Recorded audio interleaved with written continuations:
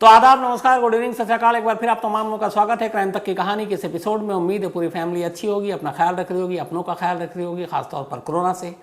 आज 9 मई है। 9 मई को लेकर बहुत सारी बातें चल रही थी मीडिया में, क्योंकि आज रूस का जो है रशिया का विजय दिवस है। और ये कहा जा रहा था कि आज से पहले ही यूक्रेन की जंग को ख़त्म करने की कोशिश है, लेकिन जंग तो ख़त्म हुई नहीं और अभी भी जारी है। तो बहुत सारी चीज़ें ऐसी हैं जो हो रही हैं और बहुत सारी भविष्यवाणियाँ इसी तरह से गलत साबित हो जाती हैं। तो एक तो ये, दूसरा, कोरोना के केसेस बढ़ रहे हैं लगातार। तो फिर आपसे तमाम गुजारिश अपील करूँगा कि एहतियात बरतें, काम करें, वापस ज़िंदगी ढर्रे पे 2020 से पहले की जो थी वैसी ज़रूर आप लोग उसको उसी तरह से जिएं, लेकिन फिर भी अपना ख्याल रखें ताकि कोई परेशानी ना हो। अब आज की कहानी शुरू करूँ। इस कहानी के बारे में सिर्फ उससे पहले ये बताना चाहता हूँ कि कानून में, मैं पहले भी कह चुका हूँ, भूत प्रेत आत्माओं इन सब का कोई मतलब, कोई रोल नहीं है, सिर्फ सबूत के बिना पर चलता है। लेकिन आज की कहानी में एक शख्स जो कातिल है वो बार बार अदालत को ये बताता है कि कत्ल तो मैंने किया, लेकिन ये कत्ल मैंने होशो हवास में नहीं किया, बल्कि किसी ने मुझे मजबूर किया। कोई था जो मेरे दिमाग में घुस गया, कोई था जो मेरे शरीर के अंदर दाखिल हुआ, कोई था जो मुझसे वो सब करवाना चाहता था जो मैं करना नहीं चाहता था। और उसी के इन्फ्लुएंस में, उसी के दबाव में मैंने एक नहीं बल्कि 6 कत्ल किए। अब अदालत के सामने मुश्किल ये कि कातिल खड़ा होकर इकरार जुर्म कर रहा है। वो कह रहा है कि हाँ मैंने 6 कत्ल किए, लेकिन साथ ही दलील दे रहा है कि 6 के 6 कत्ल मैंने अपने होशो हवास में नहीं किए, बल्कि किसी ने मुझसे करवाया, एक ऐसी शक्ति ने, ऐसी ताकत ने जिसको मैं देख भी नहीं सकता था। तो अब कोर्ट क्या करे? फिर भी कोर्ट को तो फैसला सुनाना था, कोर्ट ने अपना फैसला भी सुनाया। लेकिन ये पूरी कहानी क्या है, ये कहानी आपको शुरू करूं उससे पहले एक बार फिर आपको याद दिला दूं, कोको एफएम पर भी आप ऐसी ही कहानियां सुन सकते हैं। ऑडियो बुक है जहां पर तमाम क्राइम की, पॉलिटिक्स की, रहस्य, रोमांच, ऑडियोग्राफी, बायोग्राफी, ये जो कहानियाँ आपकी जो भी मनपसंद की हैं, तो कोको एफएम पर भी आप जाकर सुने। क्राइम तक फैमिली के लिए क्राइम तक 50 है, डिस्क्रिप्शन पे लिंक है, उसको देखें, पढ़ें और जब मौका मिले कोको एफएम पर भी कहानी सुने। अब आज की कहानी शुरू करते हैं। आज की कहानी करीब 48-50 साल पुरानी है। कहानी अमेरिका के न्यूयॉर्क सिटी की है। कहानी एक ऐसे लड़के की है जिसके ऊपर इल्ज़ाम है कि उसने अपने माँ बाप, 2 भाई और 2 बहन, यानी एक ही घर में रहने वाले 6 लोगों का कत्लेआम किया। बात 13 नवंबर 1974 की सुबह की है। 13 नवंबर 1974 लॉस एंजलिस में एक जगह है लॉन्ग आइलैंड। इसी लॉन्ग आइलैंड में एक 112 ओशन एवेन्यू, इसमें एक घर है और इस घर का नाम है एमिटीविले हाउस। इस घर में कुल 7 लोग रहा करते थे। घर के मालिक, जिनका नाम था रोनाल्ड जूनियर, बल्कि रोनाल्ड उनकी वाइफ, तो रोनाल्ड उनकी वाइफ, 3 बेटे और 2 बेटियां, कुल मिलाकर 7 लोग। और इन सब की जो उम्र थी, उनमें सबसे बड़ा बेटा था रोनाल्ड जूनियर, जिसकी उम्र थी 23 साल। इसके अलावा डॉन 18 साल का, एलिसन सिस्टर 13 साल की, मार्क 12 साल और जॉन मैथ्यू 9 साल। तो ये तमाम लोग एक साथ इसी घर में रहते थे। वाइफ का नाम लुईस था, लुई। तो रोनाल्ड और लुई के कुल 5 बच्चे थे और यहाँ पे 1965 से रह रहे थे इस हाउस में, जो एमिटीविले हाउस है। ठीक ठाक रोनाल्ड का अपना बिजनेस, कारोबार, घर गृहस्थी सब सही चल रही थी, बच्चे सब पढ़ लिख रहे थे। लेकिन रोनाल्ड शुरू से ही थोड़ा सा शरारती किस्म का था। 23 साल उम्र हो गई थी, काम वाम करता नहीं था, बार में जाकर शराब पीना, पिता के साथ अक्सर उसका झगड़ा होता, बल्कि कई बार उसने पिता को धमकी भी दी कि मैं आपको मार दूंगा। माँ उसे समझाती रहती थी। बाकी भाई बहन सब ठीक थे। 1974 13 नवंबर की सुबह करीब 6:30 बजे रोनाल्ड घर के पास ही उसके एक बार है, जिस बार में वो अक्सर जाया करता है। वो सुबह 6:30 बजे उस बार के पास जाता है। बार रात भर खुली हुई। वहाँ जाकर वो कहता है कि शायद मेरे घर में मेरे माँ बाप को किसी ने गोली मार दी है, तो क्या कोई हेल्प करेगा। अब वहाँ चूँकि सब जानते थे रोनाल्ड को कि पास में ही बार है, पास में ही घर है, और वो अक्सर आता था। और इत्तेफाक से उस रात भी यानी कि 13 नवंबर से पहले 12 नवंबर की रात भी वो बार में आया था, बल्कि शाम को, और 6:30 बजे निकला था। तो सुबह वो 6:30 बजे 13 नवंबर की बार के लोगों को ये बताता है। जैसे ही वो, कुछ लोग उसको जानते थे, वो उसके साथ चलते हैं उसकी हेल्प के लिए। वो वहाँ पहुँचता है। घर के अंदर जब लोग दाखिल होते हैं तो उनकी चीखें निकल जाती हैं। घर में रोनेल्ड के फादर और मदर की लाश थी और बाकी 4 और लाशें थी जो उसकी भाई बहनों की थी। उन्हीं में से एक शख्स वहीं से फ़ौरन पुलिस को कॉल करता है, पुलिस को बुलाता है, बताता है कि इस घर में 6 लाशें हैं। पुलिस की टीम मौके पर आती है। घर का मंजर बेहद डरावना था, चारों तरफ खून ही खून, और देखकर पहली नज़र में ये लग रहा था कि हर एक को शायद नींद में गोली मारी गई है। लाश को उठाकर अस्पताल भेजा जाता है और सबसे पहले पुलिस घर के इकलौते जिंदा बचे शख्स यानी रोनेल्ड जूनियर को थाने में लाती है और प्रोटेक्शन देती है, क्योंकि उन्हें डर था कि किसी हिटमैन का ये काम है जिसकी इस घर से दुश्मनी है, और उस हिटमैन ने सबको मार दिया। अब इकलौता जिंदा शख्स बचा है, इकलौता जो लास्ट बेटा रोनेल्ड, तो कहीं इसकी जान को खतरा ना हो। तो पुलिस ने उसे प्रोटेक्शन देकर पुलिस स्टेशन में रखा और फिर उससे सारी कहानी पूछी। उसने बताया कि मैं रात को आया, सो रहा था, और उसके बाद अचानक मेरी सुबह आँख खुली तो मैंने देखा, फिर मैं भाग कर गया, घबरा गया, बाहर गए, अपने दोस्तों को बताया, वो लोग आए, फिर आपको पुलिस को खबर की। अब पुलिस को यही खतरा था कि शायद रोनेल्ड की भी जान जा सकती है, जो हिटमैन ने मारा है वो इसको भी नहीं छोड़ेगा, तो उसको प्रोटेक्शन दिए हुए हैं। इस दौरान में पुलिस की अब जांच शुरू होती है। पोस्टमार्टम रिपोर्ट आती है। पता चला पोस्टमार्टम रिपोर्ट में कि रोनेल्ड के माँ और बाप, इन दोनों को सिर्फ 2 गोलियां मारी गई थी। बाकी सभी भाई बहनों को, 2 भाई और 2 बहनों को सिंगल गोली मारी गई थी। ये तमाम गोलियां .35 कैलिबर के राइफल से चलाई गई थी, और जो लाशें मिली जिस तरीके से बेड पे, उसमें यह था कि 4 बच्चे जो उलट पुलट कर औंधे मुंह सो रहे हैं, तो वैसे ही थे। तो कहीं बिस्तर पर सिलवटों के निशान नहीं, कहीं कोई स्कल्फ लड़ाई झगड़े की कोई सबूत नहीं। ऐसा लगा लाशों को देखकर कि सभी नींद में थे और नींद में ही ने गोली मारी गई। तो ये क्लियर हुआ, रिवॉल्वर से बल्कि राइफल से गोली मारी गई, ये भी हो गया क्लियर। लेकिन पुलिस को हैरानी इस बात की थी कि कुल मिलाकर उस घर में उस रात 8 और 4 12 राउंड गोलियां चली। 2 गोलियां रोनेल्ड के माँ बाप को और 1 गोलियां उसके 4 भाई बहनों को। तो किसी पड़ोसी ने, किसी को फायर शॉट की आवाज़ नहीं आई, और ये बड़ा अजीब था, राइफल की आवाज़ बड़ी तेज़ आती है। पड़ोसियों से जब पूछताछ हुई तो पता चला कि नहीं, उन्हें किसी को भी आवाज़ सुनाई नहीं दी, सिर्फ उनके घर में भौंकते हुए उस कुत्ते की आवाज़ जरूर सुनाई दी थी। घर से कोई सामान भी गायब नहीं था, बाकी ऐसी कोई चीज़ नहीं थी, लेकिन ये था कि हर एक को नींद में गोली मारी गई है, कि रिवॉल्वर राइफल से गोली मारी गई है। अब ये सारी चीज़ें चल रही थी। इधर पुलिस स्टेशन में प्रोटेक्शन में रोनेल्ड लगातार बयान दे रहा, और पुलिस को फिर लगा कि ये बार बार अपने बयान बदल रहा है। अब पुलिस को रोनेल्ड पे ही शक हो गया, क्योंकि घर में इकलौता वही जिंदा क्यों बचा, घर में कोई फोर्सफुल एंट्री नहीं थी, घर से कोई चीज़ चोरी नहीं हुई, किसी और पड़ोसी और किसी ने कुछ देखा नहीं। तब सारी जो शक की सुई थी वो रोनेल्ड की तरफ घूम गई। अब पुलिस ने उससे पूछताछ शुरू किया। थोड़ी देर के बाद रोनेल्ड ने कहा कि हाँ, उसी ने ये कत्ल किया, लेकिन उसने एक हिटमैन के साथ मिलकर किया। उसने हिटमैन का नाम भी बताया। अब पुलिस ने जब फिर उस हिटमैन के ज़रिए पता करने की कोशिश की कि वो हिटमैन कौन था, तो लगा कि फिर ये कहानी झूठ बोल रहा है। कुछ देर के बाद फिर वो अपना बयान बदल देता है, फिर एक्सेप्ट करता है कि नहीं, अपने माँ बाप और 4 भाई बहनों को मैंने ही गोली मारी है, लेकिन मुझे मालूम ही नहीं मैंने क्यों मारी।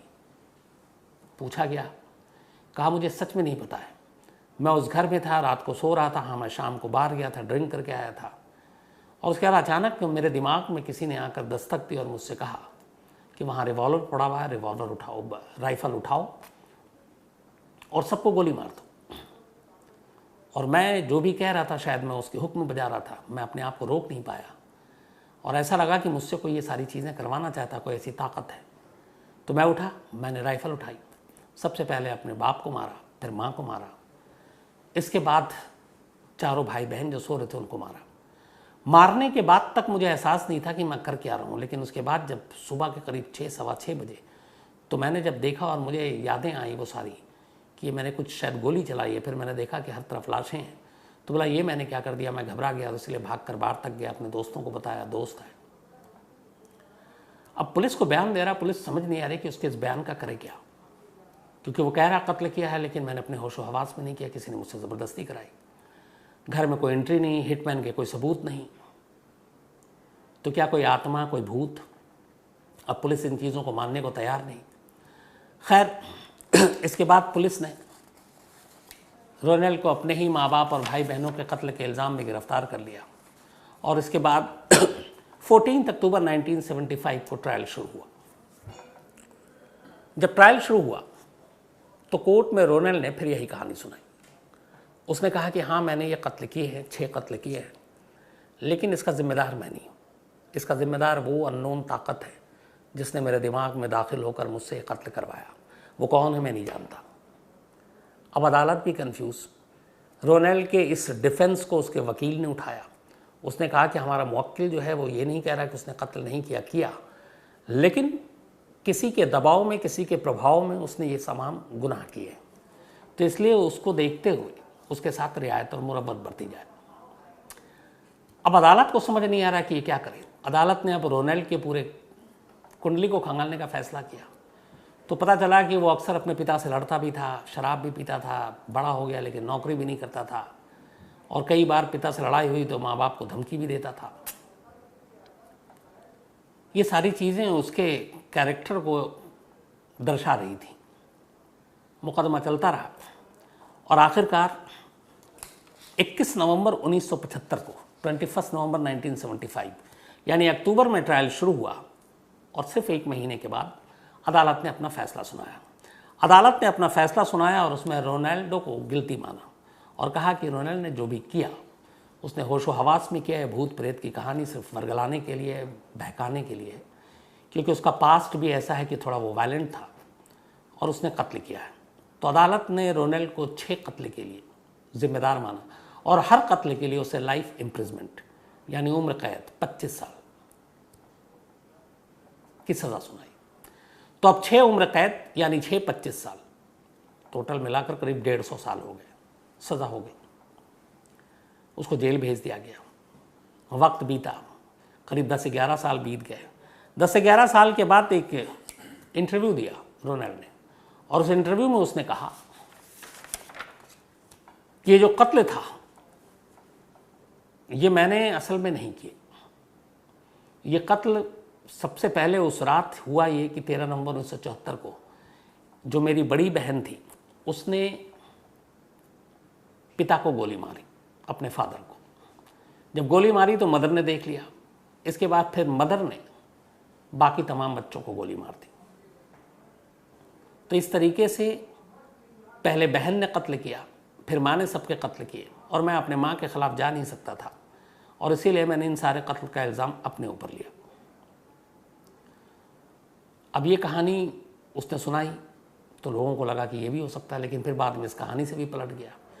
तो वक्त बेवक्त वो अलग अलग दलीलें देने लगा। एक वक्त उसने कहा कि मेरी शादी हो चुकी थी और मैं बाहर रह रहा था, घर वालों को पता नहीं थी। फिर मेरा झगड़ा हुआ लेकिन मैंने कत्ल नहीं किया। जिस दिन ये कत्ल हुआ उस दिन मैं अपने साले के साथ था। ये भी पता चला कि हाँ साले के साथ था, लेकिन रात को नहीं था, वो भी झूठ बात निकली। फिर उसने ये भी कहा कि अगर मैं कत्ल करूं तो उसका मोटिव तो होना चाहिए, और लास्ट तक अदालत मोटिव क्लियर नहीं कर पाई, न वकील न अदालत। एक ये उठा कि उसके फादर ने एक इंश्योरेंस करा रखा था तो उसके लिए कत्ल किया। तो उसने कहा कि मैं इंश्योरेंस के लिए कत्ल क्यों करूंगा जबकि मैं जानता हूं कि सीधा शक मेरे ऊपर आएगा। तो ये भी झूठ है। तो कुल मिलाकर वो अलग अलग कहानियां बताता रहा, लेकिन सज़ा हो चुकी थी। वो इसी हिसाब से अपनी सज़ा भुगतता रहा। 69 ईयर की जब उसकी एज हुई, 69 साल की, और ये पिछले साल की बात है, 12 मार्च 2021, 12 मार्च 2021, 69 साल की एज में, 23 साल की एज में वो पकड़ा गया था। उसकी मौत हो गई जेल में सज़ा काटते हुए। ये एल्बेनी मेडिकल सेंटर, वहाँ पे ये था, बीमार हुआ और रोनेल की डेथ हो गई। तो 69 साल हो गए, लेकिन इस 112 ओशन एवेन्यू के अमेटी विले हाउस में 13 नवंबर 1974 को ये कत्ल किस हालात में हुए, रोनेल ने क्यों किया, ये एक राज और पहेली बनी रही। ये तो कहानी का एक पहलू है। अब थोड़ा सा फ्लैशबैक में चलते हैं। 13 नवंबर 1974 को ये इंसिडेंट हुआ। इसके बाद करीब अगले 1 साल तक ये अमेठी विले खाली रहा। जज ने अपने उसमें यह भी कहा था कि शहर का ये अब तक का सबसे खूंखार क्राइम है, एक ही फैमिली के 6 लोगों का कत्ल। तो हर जगह में, अखबारों में, तमाम जगहों पे ये खबरें थी। और ये अमेठी विले जो है काफ़ी वहाँ पे उस वक्त कुख्यात या पॉपुलर आप कहें वो हो गया। लोग दूर दूर से देखने आते थे कि ये वो घर है जिसमें एक बेटे ने अपने माँ बाप और 4 भाई बहनों का कत्ल किया है। तो इस इंसिडेंट के बाद 1 साल तक ये घर खाली रहा। अब उसके बाद ज़्यादा तक खाली तो रह नहीं सकता था। तो फिर ये हुआ कि इंसिडेंट के साथ ये घर जुड़ गया। घर को शापित माने जाना लगा कि मनहूस है, यहाँ कुछ है। तो ऐसे हालात में आमतौर पे घर के रेट गिर जाते हैं। तो इस घर का भी जो है रेट गिर गया। एक फैमिली थी जॉर्ज और कैथलीन की, इनके 3 बच्चे थे। तो जॉर्ज ने जब देखा कि 1 साल हो गया है और फिर पता चला ऐड से कि इस घर की कीमत $80,000 है, 4,000 स्क्वायर फीट या उससे ज़्यादा का ये घर था। 5 बेडरूम, स्विमिंग पूल, एक बोट हाउस, और इतना बड़ा इस घर की कीमत $80,000 1975 में। जॉर्ज को लगा बहुत सस्ता, और उसने ख़रीद लिया। अब साल भर के बाद जॉर्ज, उसकी बीवी कैथलीन और 3 बच्चे इस घर में आकर रहने लगे। अब तक ये घर सिर्फ इसलिए जाना जाता था कि यहाँ पे 6 कत्ल हुए थे, लेकिन इस घर को पूरे अमेरिका में कुख्यात विख्यात या मशहूर जो भी कहें आप, जॉर्ज और कैथलीन ने कर दिया। हुआ ये कि ये लोग आकर रहने लगे यहाँ पर 1975 में। दिसंबर 1975 में उन्होंने ये घर खरीदा था। घर खरीदने के बाद कुछ दिन तो ठीक था, लेकिन फिर अचानक इन्हें घर के अंदर से अजीब अजीब आवाज़ें आने लगी। कभी कभी ऐसा होता कि बाहर में पत्ते भी नहीं हिल रहे, घर के अंदर ठंडी हवाएं चल रही हैं। ठंड का महीना मौसम, उसमें इन्होंने बोन फायर किया तो कई बार आग की लपटों, आग की शोलों में इन्हें बच्चे की शक्ल का तस्वीर और चेहरा दिख रहा है। कई बार कुत्ते जो है वो, उनका जो कुत्ता था वो अजीब अजीब तरीके से भौंकने लगे। रात को दरवाज़ा ये लोग बंद करके सोएं और दरवाज़ा अपने आप खुल जाए। तो ये सारी चीज़ें वो होने लगी जो इन्हें बड़ी अजीब अजीब सी, मतलब, और सबसे इसमें अजीब ये था कि जॉर्ज हर रात को ठीक 3:15 पर, उसने बाकायदा अपने इंटरव्यू में हर जगह कहा, चाहे वो कितना थका हो, उसने ड्रिंक की हो, और पहले उसकी आदत नहीं थी ऐसे, इस घर में आने के बाद अमेठी विले से, जैसे ही 3:15 हो सुबह के 3:15 AM, जॉर्ज की आंख अपने आप खुल जाती, और जब आंख खुलती तो उसे अजीब अजीब आवाज़ सुनाई देती। बाद में उसे पता चला फिर कि वही टाइम है 3:15 सुबह के, जब रोनेल ने अपने घर वालों का कत्लेआम किया था। तो ठीक 3:15 पे उसने ये कत्ल किया था, और हर रात इस घर में आने के बाद 3:15 पे ही आंख खुल जाती थी जॉर्ज की। ये परिवार किसी तरह से इस डर और दहशत के साए में इस घर में रहा कुछ वक्त तक, और उसके बाद फिर लगा कि यहाँ कुछ ना कुछ है, अजीब अजीब हरकतें होती हैं और बच्चों के चेहरे दिखाई देते हैं। कई बार उन्होंने ये भी देखा कि उनके जो 3 बच्चे हैं ठीक उसी तरह सो रहे हैं जिस तरीके से रोनेल के भाई बहनों की लाशें मिली थी, सेम पोजीशन। ये सारी चीज़ें देखकर दोनों घबरा गए, और फिर उन्होंने फैसला किया कि यहाँ रह नहीं सकते, कुछ हो जाएगा। और उन्होंने सिर्फ 1.5 से 2 महीने के अंदर अंदर इस अमेठी विले को खाली कर दिया, वहाँ से चले गए। इसके बाद अमेठी विले खाली रहा। फिर ये कहानियाँ और मशहूर हो गई, इसके ऊपर फिर किताब भी आ गई, किताब लिखी गई, फिल्म भी बनी। तो ये और वो होता गया। बाद में फिर अलग अलग कई और मकान मालिक आए, लेकिन कुछ कुछ वक्त के बाद खाली कर दिया। जिस 80,000 को में ख़रीदा था जॉर्ज ने 1975 में, आखिरी बार ये एंटी विले 2017 में बिका है, यानी कि 5 साल पहले, और इसको ख़रीदा है करीब $6 लाख, मतलब 80,000 और कहाँ आप $6 लाख, $6 लाख में इसे ख़रीदा है। और इसको ख़रीदने वाला कोई एक सिंगर है शायद, उन्होंने ख़रीदा है। इससे पहले और भी कई लोगों ने इसे ख़रीदा था, लेकिन अब इसकी कीमत करीब $6 लाख है, 80,000 वाली जो करीब थी वो।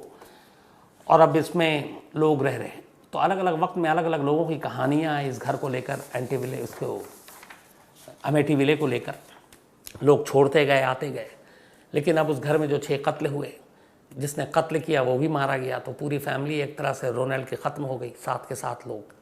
लेकिन ये घर अब भी ज़िंदा है। अब लोगों के टूरिस्ट का ये एक तरह से बहुत बड़ा सेंटर है। बहुत सारे ऐसे जो भूत प्रेत, उनकी बातों, उनको कैद करने में कैमरे पर यकीन रखते हैं, ये लोग वहाँ जा कर रात रात भर रुके रहे। कई ने दावा किया कि उन्हें रात में उनके कैमरे में उस रोनेल फैमिली के एक बच्चे की तस्वीर रात को कैद हुई कमरे के अंदर से निकलते हुए। तो अलग अलग इसकी कहानियाँ हैं। इसी को लेकर किताब छपी, इसी को लेकर फिल्म बनी। लेकिन ये घर अपनी जगह आज भी कायम है। अब इसकी कीमत बढ़ गई है और एमिटी विले आज भी लोग जब वो इधर से गुजरते हैं और जो वहाँ रहते हैं, एक बार इस घर के दर्शन ज़रूर करते हैं। तो ये थी कहानी। लेकिन एक सच जो आज भी राज है जिस पर वो ये कि वाकई रोनेल ने उस रात जो कुछ किया था वो किसी के दबाव में किया था, क्योंकि मोटिव क्लियर नहीं हुआ। उससे पहले शाम तक की और 1-2 दिन पहले तक की सारी कड़ियों को जोड़ने की पुलिस ने कोशिश की, डिटेक्टिव ने कोशिश की, तो ये भी पता चला कि ऐसा 2 दिनों में कुछ नहीं हुआ था इतना बड़ा जिससे रोनेल को बहुत गुस्सा होना चाहिए था और उस गुस्से में वो ये कत्लेआम करे। तो ऐसी कोई चीज़ नहीं हुई, बड़ा नॉर्मल डे था। वो हमेशा बाहर जाता था, बाहर से पी कर आया था, सो भी गया था और फिर रात को उठा और उसने अचानक गोलियां चलानी शुरू कर दी। पैसों को लेकर, इंश्योरेंस को लेकर कोई ऐसी चीज़ प्रूफ आई नहीं। तो फिर बात वही आती कि क्या सचमुच उस घर में ऐसा कुछ था जिसने रोनेल से ये ज़बरदस्ती और जबरन कत्ल कराया? इस सवाल का जवाब कहीं नहीं है। तो ये थी कहानी उस रहस्यमय घर की। अब कहानी का सिलसिला ख़त्म करूं उससे पहले प्रतीक मिश्रा, आज इनका जन्मदिन है, तो हैप्पी बर्थडे प्रतीक जी। और पुष्कर मिश्रा ने भेजा है। इसके अलावा तुषार साहब का भी आज जन्मदिन है, हैप्पी बर्थडे तुषार जी। और डॉक्टर दीपिका मिश्रा, इनकी वाइफ है, उन्होंने भेजा है नीदरलैंड से। अभिषेक साली महाराष्ट्र से, आज इनका भी जन्मदिन है, हैप्पी बर्थडे अभिषेक। इसके अलावा विवेकानंद शेट्टी जी, आज इनका बर्थडे है, तो हैप्पी बर्थडे विवेकानंद शेट्टी जी। और शोभा दास जी ने भेजा है। इसके अलावा सुनीता और जयप्रकाश जी की एनिवर्सरी है आज, आप दोनों को बहुत बहुत बधाई। साथ ही ज्योति और रुपेश राय, इन दोनों की भी एनिवर्सरी है, आप दोनों की बधाई। और रौनक राय ने भेजा है। इसके अलावा दिशारी विश्वास हैं और ये इन्होंने ये लिखा है कि 61 वर्ष, हाँ, इन्होंने ये बताया ये भी है कि आज द ग्रेट रविंद्रनाथ टैगोर जी की 161वीं जयंती, आज उनका बर्थ एनिवर्सरी है। तो वाकई रविंद्रनाथ टैगोर जी ने जो कुछ लिखा, जो उनका योगदान है, तो पूरे क्राइम तक फैमिली की तरफ से बहुत सारे विशेष। इसके अलावा प्रनिन कुमार सिंह ने एक स्टोरी की फरमाइश की है। आकाश सतपते हैं, इन्होंने भी की है। महेश पाठक साहब ने भी एक स्टोरी की फरमाइश की है। शुभ्रांत खरे हैं, इन्होंने भी की है। इसके अलावा Poonam Jain ji, thank you so much mother's day पे विश करने के लिए। गरिमा जैन, इन्होंने भी एक स्टोरी की फरमाइश की है। तरुण गजा, एक अहमदाबाद से हैं, ये स्टोरी की फरमाइश की है, मैं जल्दी सुनाता हूँ तरुण साहब। बीपी खरेल गैंगटॉक से हैं, थैंक यू सो मच। विशाल देसाई, बल्कि वत्सल देसाई, इन्होंने भी एक स्टोरी की फरमाइश की है। अक्षत सिंगल पठान ब्रदर्स की कहानी सुनना चाहते हैं। इसके अलावा हरिओम कुमार हैं और मोहम्मद गुफरान, इन्होंने एक स्टोरी की फरमाइश की है। धर्मेंद्र शर्मा हैं, इन्होंने कहा आर्मी भर्ती 2 साल से नहीं हुई, इसके ऊपर बताएं, मैं इसकी डिटेल लेकर बताता हूँ आपको। साथ ही शिल्पी मिश्रा हैं, पीएचडी की स्टूडेंट हैं आयरलैंड में। रुचिका गिरहोत्रा केस के बारे में सुनना चाहती हैं। मैं ऑलरेडी शिल्पा रुचिका की कहानी सुना चुका हूँ, इसी का क्राइम तक कहानी की लिस्ट में आपको मिल जाएगी। इसके अलावा मोहम्मद अरशद हैं सऊदी अरब से और राजीव खान है बांग्लादेश से, दोनों रूममेट हैं, कहानियाँ सुनते हैं, thank you so much. Kishan Prasad हैं, एक स्टोरी की फरमाइश की है। मोहम्मद जमालुद्दीन चिश्ती हैं औरंगाबाद से और एक सीरियल किलर इमरान मेहंदी, उसकी कहानी सुनना चाहते हैं, जल्दी सुनाता हूँ। इसके अलावा रंजन कुमार हैं, थैंक यू सो मच आपके मेल के लिए, बल्कि राजन कुमार साहब। तुषार बाजपते हैं, मोहित जैन हैं, नितिन कांतोड़े हैं, एक स्टोरी की फरमाइश की है। सोफिया मोहम्मद हैं, thank you so much Sofia आपके मेल के लिए। इब्राहिम मलिक एक स्टोरी की फरमाइश की है और साथ ही फनीशा डडवाल लुधियाना की कोई स्टोरी सुनना चाहती हैं तो मैं ज़रूर सुनाऊंगा बारी बारी से। आज लेकिन कहानी में इतना ही है। अब आपसे मुलाकात होगी कल रात 9 बजे किसी नई कहानी के साथ। तब तक अपना ख्याल रखिएगा। Thank you very much.